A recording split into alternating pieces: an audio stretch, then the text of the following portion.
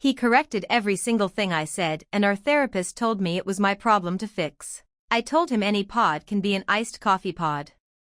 And he looked me dead in the eye and told me I was wrong. Not in a fighting way. Not even in a rude way. Just calm, certain, and completely missing the point. That is the moment I started wondering if something was genuinely off, or if I was losing my mind. Because it was not about the coffee. It was never really about the coffee. It was about every single time I opened my mouth and instead of being heard, I got a fact check. So let me take you back to the beginning, because this story has been building for a while, and I think by the end of it you are going to feel exactly what she felt sitting across from this man every single day. She and her boyfriend had been together long enough that they were living together, going to couples therapy together, building a life together. And on the surface, things were fine. He was not mean. He was not aggressive. He was not the kind of guy who would make you feel small on purpose. He was patient, measured, and by all outward appearances, thoughtful. He remembered details. He followed through on commitments. He was the kind of partner that, if you listed his qualities on paper, would look like exactly what someone should want. That actually made the whole thing harder to explain, even to herself. Because the problem was not in what he was. It was in how it felt to be next to him, day after day, trying to reach him through ordinary conversation and somehow never quite landing. Because how do you describe something that does not look like a problem from the outside? How do you tell someone that your partner technically never says anything wrong, and that is somehow the entire issue? It sounds almost ungrateful when you say it out loud. It sounds like you are complaining that your boyfriend is too precise, too accurate, too careful with his words. And when you try to explain it to a friend, you watch their face go slightly blank, because from the outside the examples sound minor. They sound like nothing. And that blankness from other people only deepens the loneliness, because now you cannot even get the validation of being understood about the thing that is making you feel chronically misunderstood. But that framing misses what was actually happening to her emotionally every single day. The first example she shared was small. She texted him that 2 packages had arrived.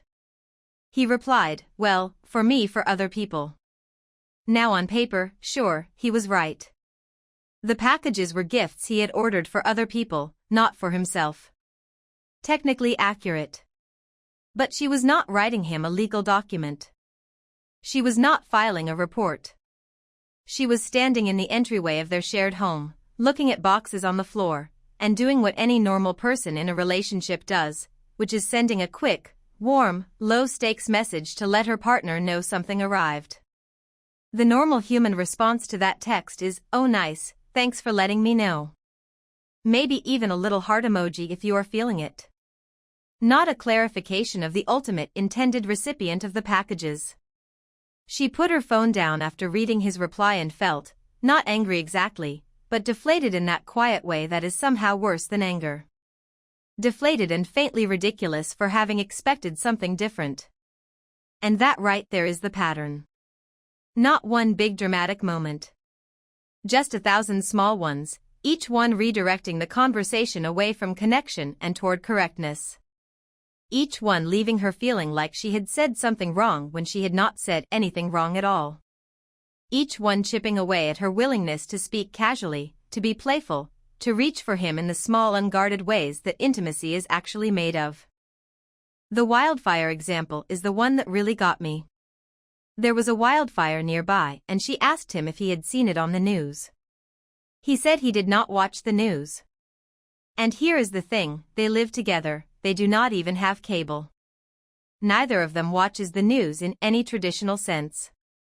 She knew that. She lives with him. She was not asking if he had tuned into a live broadcast on a television set at 6 in the evening with a glass of water and his full attention. She was asking, in the way that people ask things, whether he was aware that there was a wildfire nearby. Through any means. Social media, a friend texting him, hearing something mentioned on a podcast, passing a conversation at work, literally anything. That is what the question meant, and any person engaging with her in good faith would have understood that immediately and without effort. But instead of saying, "Yeah, I heard about it," or "No, I had no idea," "Are you okay?" he used her casual phrasing as an opportunity to note that he does not technically watch the news. Which answered a question she was not asking and left the actual question completely unaddressed. And she had to just sit with that. She had to absorb the non-answer and decide whether to rephrase and try again, which would have felt exhausting and absurd, or just let it go, which meant the conversation died before it started. She has to work harder than anyone should have to just to be understood in her own home. The Eurovision moment is honestly kind of funny in a painful way. They were watching together, which is supposed to be a fun shared experience, the kind of low-stakes cozy night and that couples look forward to, both of them on the couch, something sparkly and dramatic on the screen, a chance to just be easy together. A singer came out wearing a breastplate top, all gleaming and theatrical, and she made a light-hearted comment that the singer must be cold under there. It was a joke. A throwaway observation. The kind of thing you say just to be saying something, just to toss a little moment into the air between the two of you and see if the other person catches it. An invitation to laugh together for 2 seconds. He told her that there was probably some kind of protective layer between the breastplate and the singer's skin. She knows that. Of course she knows that. She is a grown adult human being who understands that stage costumes are not engineering hazards. Nobody actually thought the singer had raw metal pressed directly against her bare skin. The comment was not a sincere scientific inquiry into the thermal properties of stage costumes or the structural design of performance outerwear. It was a joke. A small, soft, totally harmless joke. And instead of laughing, or playing along, or even just letting it land in the air between them before moving on, he corrected the implied physics of it. And she probably smiled and nodded and said something like, "Yeah, you are probably right," and felt the couch feel a little lonelier than it had a moment before. I genuinely cannot imagine how exhausting that must feel over time. And then there was the coffee pod situation, which she wrote about with such specific detail that you can tell it stuck with her. It had the quality of a memory that keeps replaying because it crystallized something you had been struggling to name. They got an espresso machine, which is the kind of small domestic excitement that couples share, something new in the kitchen, a little ritual to build together in the mornings. She was excited about trying the hazelnut pod because hazelnut is her favorite flavor. She only drinks iced coffee. She knows that the hazelnut pod is not marketed as an iced coffee pod. She is aware of that. But she also knows, and is correct, that you can brew any pod over ice and make an iced coffee with it. It will be more diluted than a dedicated iced coffee pod, yes, but it works, it tastes good, and plenty of people do it every single morning without incident. He pushed back on this. Repeatedly. He went back and forth with her about how there is a dedicated iced coffee pod and the hazelnut pod is not for iced coffee. And she tried to explain her reasoning. She was not asking for permission. She was not confused about the product category. She was a person who wanted hazelnut iced coffee and had just explained, clearly and correctly, why that was achievable with the pod in her hand. But the conversation kept circling. Not once. Not a quick clarifying comment that she brushed off and moved past. Back and forth. A sustained, effortful disagreement about whether she was allowed to make hazelnut iced coffee with a hazelnut pod. Over her own morning coffee choice. In her own kitchen. While she was probably still half asleep, just wanting something warm and sweet and familiar to start her day. The thing that makes this dynamic so hard to shake is that he is not wrong, exactly. He is just always technically adjacent to right while being emotionally completely absent from the conversation. There is a version of communication that prioritizes accuracy above all else, and if that is your default mode, then every casual comment becomes a hypothesis to be evaluated rather than a moment to be shared. Every joke becomes a claim to be examined. Every question becomes a literal prompt requiring a literal answer. And the person on the other end of that stops feeling like a conversation partner and starts feeling like a poorly calibrated input source.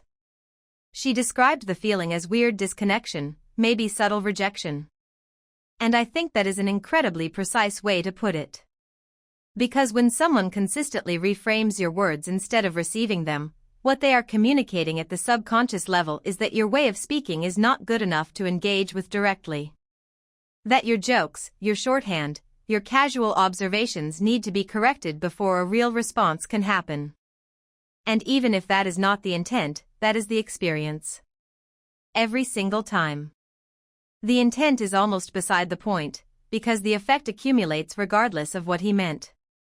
She feels it whether he means it or not, and after a while, the feeling becomes the truth of the relationship.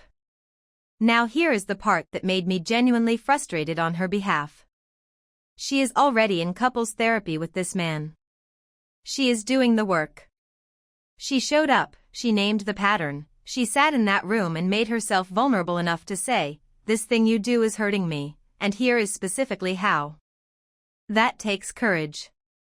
That takes clarity. And what did the therapist say? The therapist said this is just how he communicates and it is more about her learning not to internalize it. That it should not bother her, and if it does, that is something she needs to work on with her solo therapist. I want to sit with that for a second.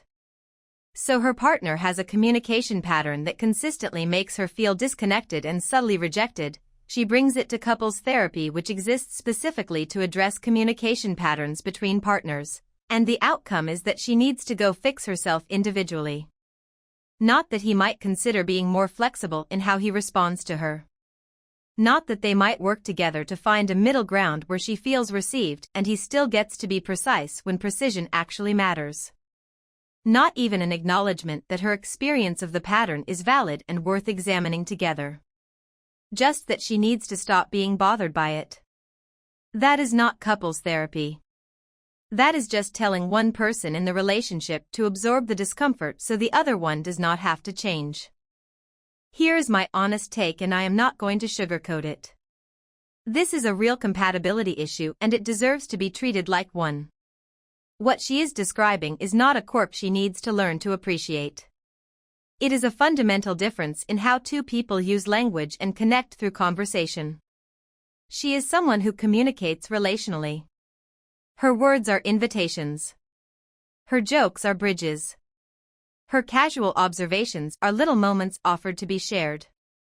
He is someone who communicates informationally. He hears a statement and evaluates its accuracy. He hears a question and answers the literal version of it. Neither of those styles is wrong in isolation. But when they collide every single day in an intimate relationship with no acknowledgement that a collision is happening, someone ends up feeling invisible. And it has clearly been her.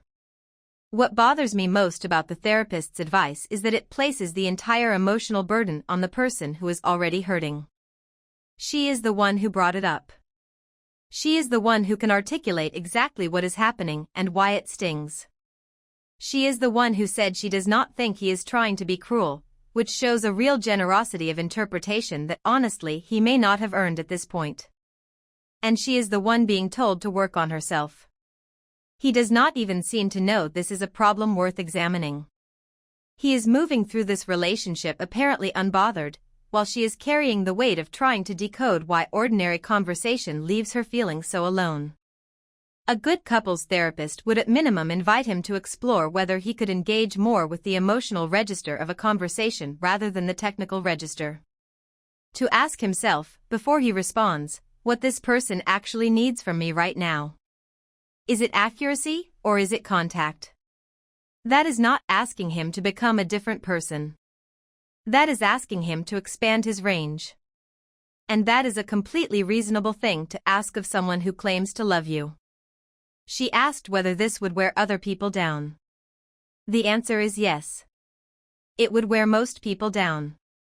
Feeling like your words are always being gently corrected, even without malice, even without any aggression, is a slow erosion.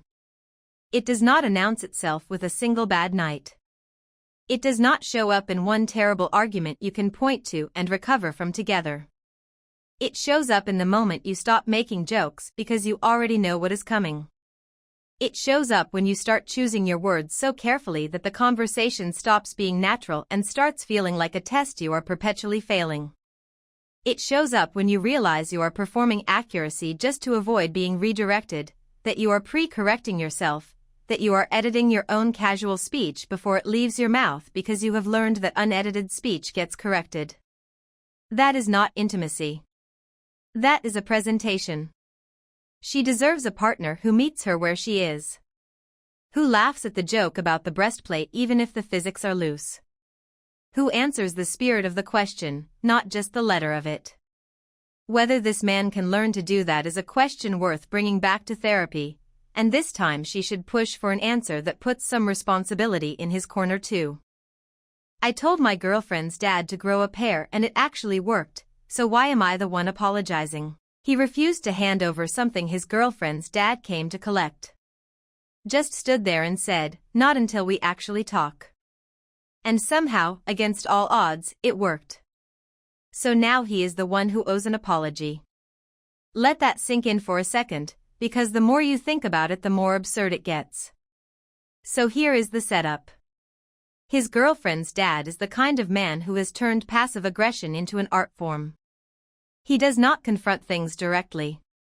He makes little remarks, loaded comments that you are supposed to decode, and then he lets the tension sit there and ferment while he pretends everything is perfectly fine. You know the type. The man who says everything is fine in a tone that makes absolutely clear nothing is fine. The one who lets a heavy silence do the work that honest words should be doing. And when he eventually has something to say, he does not say it to the person who needs to hear it. He says it to his daughter and lets her carry the message back like a relay race nobody signed up for. She becomes the emotional courier, moving hurt feelings and veiled grievances between two people who should just be talking to each other. This had apparently been going on for a while. Not one incident, not a single bad moment that could be chalked up to a rough day or a bad mood or the kind of thing you let go because everyone has off weeks. A pattern. A consistent, deliberate choice to never deal with anything head-on, to always communicate through layers of implication and carefully worded ambiguity, and then act wounded when the implication is misread or ignored altogether. You can imagine how exhausting that would be to live inside of, to be the person on the receiving end who is constantly trying to decode what is actually being communicated and whether the temperature in the room is normal or whether something is being left unsaid. And this guy had been watching it happen, absorbing it, carefully navigating around it the way you learn to tiptoe around a floorboard you know will creak. He had been patient. He had been accommodating. But at some point, patient becomes complicit, and he hit his limit. The night it all came to a head, the dad came over to visit. And whatever was bothering him was clearly bothering him, because the energy in the room was wrong the moment he walked in. Not dramatically wrong, not the kind of tension that announces itself. The quieter kind. The kind where someone is too still, too clipped in their answers, where the air feels like it is waiting for something. He had that particular brand of tension that passive-aggressive people carry when they want you to know something is wrong but have committed to never being the one to say what it is. They make you feel the weight without ever handing you the explanation. And instead of letting it hover there unaddressed the way it usually did, instead of letting the evening slowly deflate under the pressure of an unnamed grievance, our guy had had enough. He told him to stop beating around the bush. He told him to grow a pair. Okay, look. The phrasing was blunt. I am not going to pretend it was the most diplomatically crafted sentence in the history of difficult conversations. It was sharp. It was the kind of thing you say when the filter has finally worn through and the raw frustration underneath just comes out. And in a different situation, with a different outcome, that would be the whole story. It worked. The dad, who had apparently never been spoken to that directly in his life, actually stopped. He stood there stunned for a moment, visibly caught off guard, which makes complete sense because this was probably the first time anyone had flat out refused to play the passive-aggressive game with him. His whole system depends on the other person going along with it, tiptoeing around the unspoken thing, waiting for him to decide when and whether to let it surface. And someone had just stepped outside that system entirely and refused to pretend it was normal. And then something shifted. Something behind his expression changed, like a gear catching after spinning in place. He talked directly to the person standing in front of him about what was actually bothering him. They had a real conversation. A genuine back and forth where both people were present and honest and neither one was performing. They came up with a compromise. The situation that had been festering underneath loaded remarks and second-hand messages for who knows how long was resolved in one direct, uncomfortable, necessary exchange. That is not a disaster.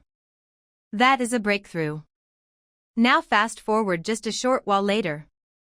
The girlfriend gets off the phone with her dad and delivers the news. He wants an apology. And here is where our guy makes a move that I think is actually pretty smart, even if his girlfriend is not thrilled about it in the moment. He says the dad can call him or come over and ask for the apology directly, and they can have a real conversation about it. He is not refusing to apologize as a matter of pride or stubbornness. He is saying that if they are going to have a new dynamic, a real one built on actual communication, then the new dynamic applies right now, starting with this. The dad has to engage directly. He has to pick up the phone. He has to be the one to reach out person to person. No more routing everything through the girlfriend. No more using her as the buffer between two adults who are supposedly capable of talking to each other. She, understandably, is stressed. She is caught in the middle of this and she just wants it to be over. She is begging him to simply apologize and move on and smooth everything back down to something that at least resembles calm. And you can feel the pressure she is under, because she loves both of these people deeply and she is exhausted by the friction between them. She did not ask to be the emotional infrastructure of this relationship. She just wants her dad and her boyfriend to be okay, and she is willing to absorb whatever discomfort is necessary to get there faster. But he holds his ground and tells her that if they are talking about a future together, about marriage, about building a life that lasts, then he is not going to spend that lifetime being managed through her. That is not fair to her either, even if she cannot see it right now because she is too deep inside the stress of this particular moment. And honestly, he is not wrong. Because here is what nobody is saying out loud in this situation. If he just fires off a quick apology the way the dad is requesting, through the girlfriend, without any direct conversation, without any acknowledgement of the new standard they supposedly set, then what has actually changed? Nothing. The dad gets to feel vindicated. He gets to receive an apology for being spoken to like an adult without ever having to engage like one himself. The passive-aggressive framework gets reinforced, quietly, invisibly, in a way that nobody even has to admit is happening. And the next time something bothers him, he will do exactly the same thing, because it worked. He had his feelings, he sent his daughter to collect an apology, and he got what he wanted without having to do a single uncomfortable thing. That is the lesson the apology would teach him if it came through the wrong channel. That is not resolution. That is just the pattern wearing a different outfit. Now I do want to be fair here, because there are things our guy could stand to reflect on. Telling a 50-year-old man to grow a pair is not exactly a measured response. Even if the frustration was completely justified, even if years of indirect communication had finally pushed him past what a reasonable person could absorb, the delivery was provocative. He knew the words would land hard. He knew they would sting and probably embarrass. And while the outcome was genuinely positive, there is a real difference between being direct and being aggressive, and that line is worth thinking carefully about. If he wants to build a meaningful, lasting relationship with this man over the years and decades ahead, he has to be able to be firm without going for the throat. He has to learn how to hold his ground without reaching for the sharpest available phrase. Conviction and contempt are not the same thing, and keeping them clearly separate is going to matter a lot if he is seriously thinking about marrying into this family. But here is my verdict, and I am going to say it clearly. He should not send a soft, unsolicited apology through his girlfriend. That would be a mistake. Not because he has nothing to apologize for, he could genuinely and graciously acknowledge that his wording was harsh and that he could have chosen better words, but because the method of the apology matters just as much as the apology itself. If he caves and sends it through her, he is essentially telling the dad that the old system still works. That he can still use her as a buffer between himself and an uncomfortable conversation. That the breakthrough they had that night was a one-time thing, a fluke, and not a new standard for how they interact with each other going forward. What he should do is exactly what he said he would do. Wait for the dad to reach out directly. And when that call comes, because it should come, he can be gracious. He can acknowledge that he was blunt. He can say he respects the dad and genuinely wants a real relationship with him. He can offer a sincere moment of repair, one that actually means something because it happened between two people choosing to show up honestly. But it has to happen person to person, voice to voice, without his girlfriend standing in the middle absorbing the awkwardness for everyone else. She loves this man and she wants this to work. The way it works is not by smoothing everything over and pretending the dynamic is fine when it clearly is not. The way it works is by holding the line on directness until it becomes the new normal. That conversation they had, the real one, the uncomfortable honest one that nobody planned and everyone needed, the one that ended in a genuine compromise, that is what their relationship could look like going forward. But only if nobody blinks first and lets the old pattern crawl back in through the side door. The dad already proved he can do it. He just needs to do it again. And this time, without being told to. So which one of these hit harder for you? Drop it in the comments, I genuinely want to know. And if you made it this far, a like and a subscribe would mean a lot.